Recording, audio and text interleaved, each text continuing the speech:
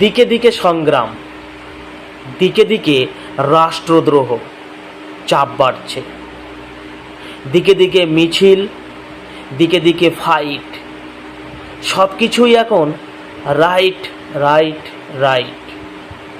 দিকে দিকে পুলিশ, ছাত্র ছাত্রীদের নালিশ, বন্দুক, বোমা, বারুদ, গুলি, ফেটে যাওয়া মাথার খুলি। দিকে দিকে হাজত, পড়ুয়াদের কারাবাস, মারমুখী জনতার গুলিবিদ্ধ লাশ, চাপ বাড়ছে।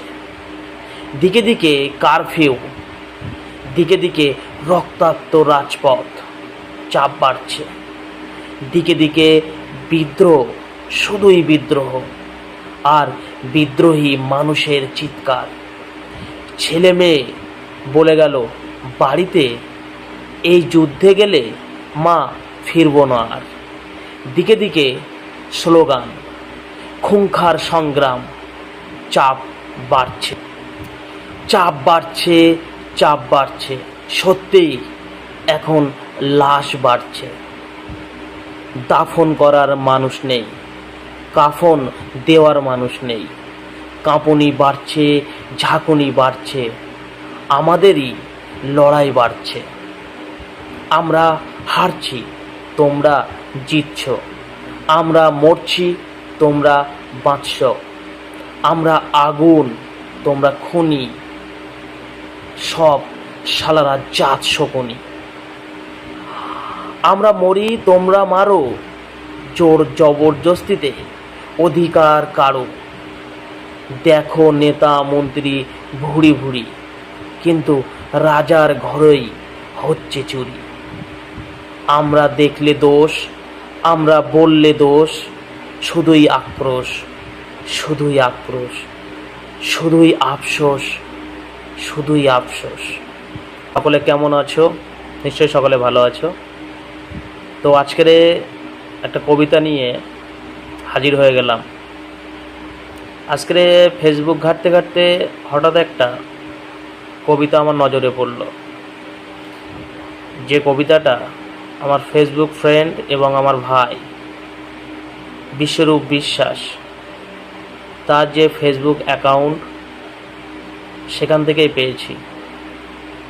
কবিতাটা আমি পড়ছিলাম এবং সত্যি বর্তমান সময়ে যে পরিস্থিতি, সেটা নিয়েই মূলত লেখা।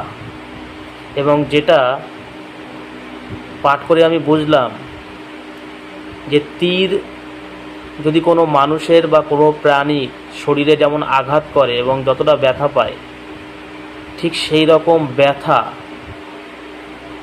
কবিতাটিতে তুলে ধরা হয়েছে। বর্তমান যে পরিস্থিতি, তার উপরেই কিন্তু কবিতাটি মনে হচ্ছে লেখা। কবিতাটির নাম দেখলাম না যে কবিতাটির কি নাম আছে, কিন্তু কবিতাটি আমি পড়েছি এবং বুঝেছি সত্যি একটি অসাধারণ কবিতা। এই ধরনের কবিতা বর্তমান সময়ে কিন্তু খুব বেশি কেউ লেখে না, এবং যারা লিখে গিয়েছেন আগে, তারা আজকে কিন্তু পরিচিত। সত্যি আমাদের একটি দুর্ভাগ্য যে বাংলা ভাষায় যারা কবিতা বর্তমানে লেখে, আমরা সেটা দেখি না, পড়ি না। ম্যাক্সিমাম যারা কবিতা লিখে গিয়েছে, যে সমস্ত কবি বা লেখক, তারা কিন্তু সত্যি মৃত্যুর পরে তারা কিন্তু তাদের কবিতার কিন্তু মর্যাদা পেয়েছে। বর্তমান সময়ে সবচেয়ে একটি বাজে জিনিস হচ্ছে, যারা বর্তমানে লেখালেখি করে তারা কিন্তু সম্মান পায় না। তো যাই হোক, আমি এই বিশ্বরূপ বিশ্বাসের লেখা যে কবিতা বা লেখনী, যাই বলেন না কেন, সেটা কিন্তু আমি অনেক দিন থেকেই ফলো করি, দেখি। এবং সত্যি গ্রাম অঞ্চলের একটি ছেলে এত সুন্দর করে লেখে, যেটা অভাবনীয়। অনেকেই তো ভাবতেই পারবেন না যে এত সুন্দর কবিতা বা তার যে লেখনী, তার যে লেখনীর স্টাইল, সেটা কিন্তু অসাধারণ।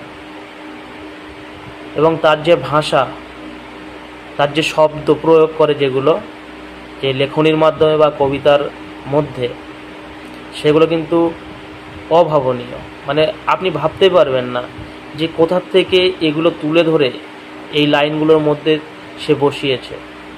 যাই হোক, কবিতাটাই আমি যেটা পড়ছি সেটা কিন্তু অসাধারণ লেগেছে। আমি কবিতাটি আপনাদের একটু শোনাই, প্লিজ স্কিপ করবেন না, পুরোটাই দেখবেন। আশা করি ভালো লাগবে এবং মনের মধ্যে সত্যি একটি সংগ্রামী ভাব কিন্তু চলে আসবে। যাই হোক, কবিতাটা পাঠ করছি, শুনুন।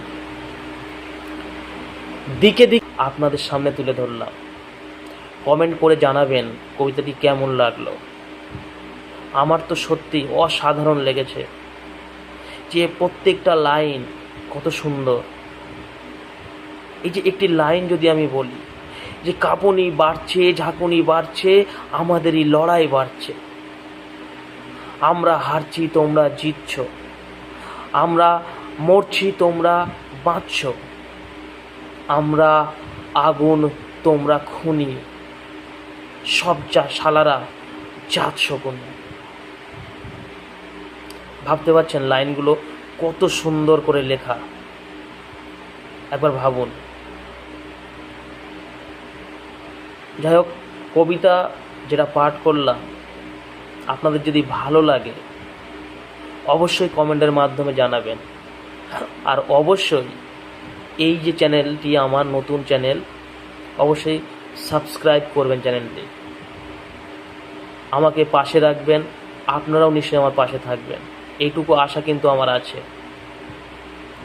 লাইক করবেন, শেয়ার করবেন, কবিতাটি ছড়িয়ে দিন চারিদিকে, যাতে সকলে কবিতাটি দেখে, কবিতাটি শোনে। এর বেশি কিছু আমি বলছি না। নেক্সট কোনো একটি কবিতা বা গল্প নিয়ে আপনাদের সামনে আবার হাজির হব। ততক্ষণে দেখতে থাকুন আমার চ্যানেলের ভিডিওগুলি। সকলেই ভালো থাকবেন, সুস্থ থাকবেন, এই আশা রাখছি। আজকে এ পর্যন্তই। নেক্সট ভিডিওতে আবার দেখা হবে আপনাদের সঙ্গে।